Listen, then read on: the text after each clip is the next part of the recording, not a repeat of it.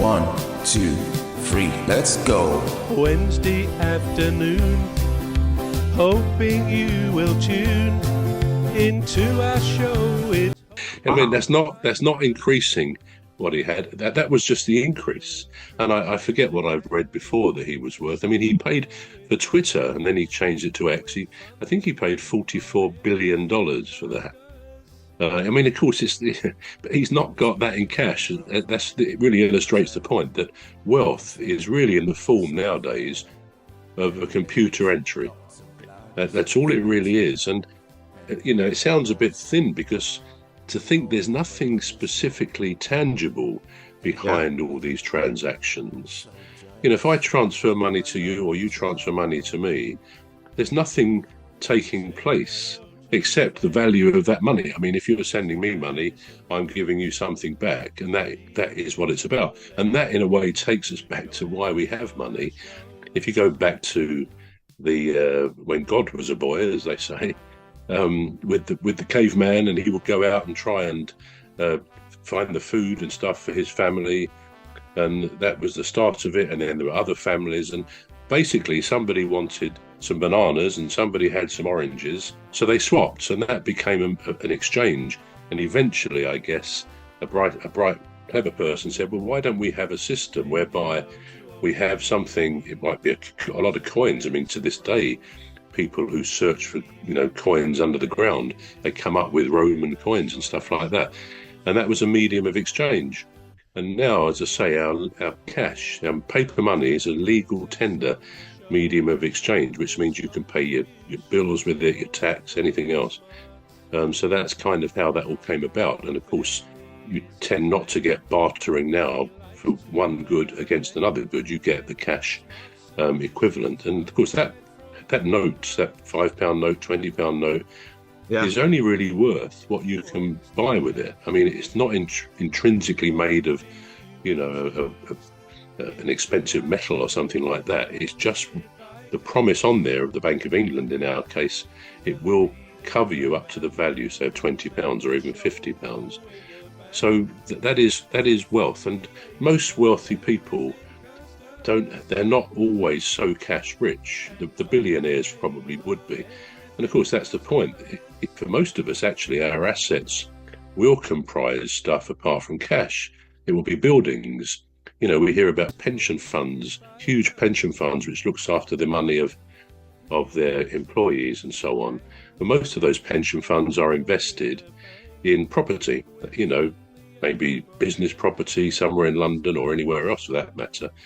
And that when they have their annual accounts, the value of all that property is put down, and you can see the assets. You add the cash you may have to it, and that is your wealth. So wealth is a kind of a strange concept, really. It's not what we always think. And we know people are not always cash rich. They're not, and cash, we mean liquid cash in a bank account, stuff like that. And there's a problem, say, with an older woman who's a widow, or a man, the other way around, where they've lost their partner, they've died, and they've got this very expensive house that they brought their family up in. So the house is worth £1 million, but actually she only gets perhaps a state pension and maybe a small pension, or they had a few investments as well. But she's not in a position to go and spend a lot of cash because she doesn't have it. And unless she sells the house and gets a smaller house, which a lot of people do, then she's not a cash-rich person, which is why there's been a lot of fuss about pensioners and the winter allowance being taken away, because although on paper somebody might be even a millionaire, their house might be worth nearly £1 million, they're not got the cash really to be able to support all their outgoings. So yeah, that's kind of an idea of money. Have you got any thoughts on it, or any questions, or anything you'd like to throw into that? Absolutely, I was waiting. What's that guy that does the money programs on I think television? It's Martin Lewis. Is that Lewis. What you mean? Yeah, that's Martin Lewis. Yeah, I was just admiring your Martin Lewis kind of presentation coming through. Yeah, that's it. But it's an interesting subject. I mean, not for everybody. Some will say it's not. We might think they often in recent years, the Bank of England has printed money. That's what they say. Because the country needs more money to finance the NHS or whatever else. They get the Bank of England to print money. Well, they don't literally print money. What they do is called quantitative easing. The leader of our gang will make the show go with a bang and fund the aim of everything customers and fund the aim of everything customers.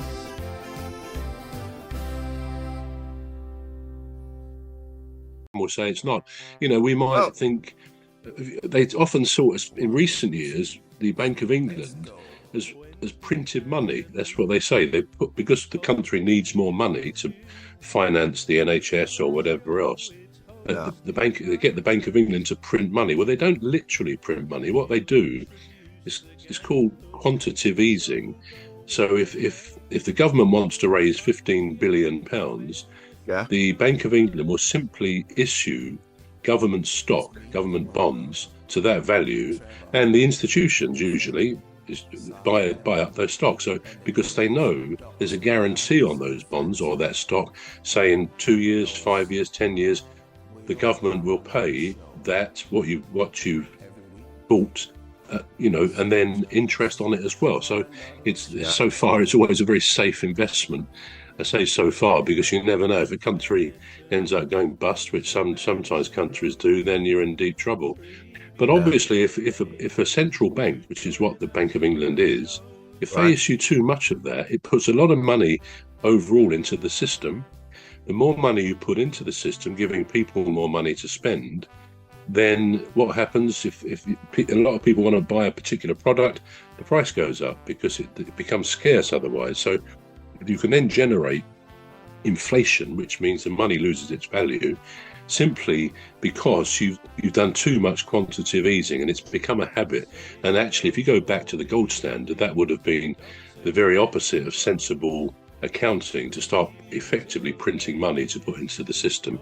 So money by definition has to be almost scarce. I think that's the word the economists in the past have used, that to have its real value, it has to be scarce. It shouldn't be too easy to come by. And sometimes people say, why isn't everything in the world free? Why do we have to charge money? Why we wouldn't have poor people? We wouldn't have children in poverty? Well, the sad reality is, if you didn't have money, you wouldn't have the goods to buy in the shops or anything, because if you don't give humans a motivation to get up in the mornings and go out and perform something, to do something, then nothing really will get done. We wouldn't have, perhaps some people would have the motivation to go and, run their farm or make their cars, whatever. But without something coming back as a reward for your efforts, it's easy to suppose that things would stop coming. You wouldn't be able to buy the food or anything else. You'd have to look after yourself as best you could. So money is a vital system, but in a way, you could look at it that it's a system totally based on confidence, because once confidence goes, I remember when they had the banking crash in 2008. There was, I remember somewhere local to here, one of the banks, I forget which bank it was. It wasn't one of the main three or four. It was the Northern Bank. It was, I think, the Northern Bank, wasn't it? Yeah. And there was a bit of a run on the bank. When you hear of a run on the bank, it means, I remember the pictures in the papers, these long queues winding miles away as people were queuing up, panicking that the bank was going bust. Yeah. I think it was, as you say, it was the Northern Bank. Yeah. I think eventually it was bought by another bank, and it was obviously saved. But the point is, they all wanted their money. And if you actually, even today, any time, if all the customers of a bank decided they wanted to get their money out in cash, well, they couldn't. It's as simple as that. There's not enough cash to do that. And because people don't tend to want all their money, we do.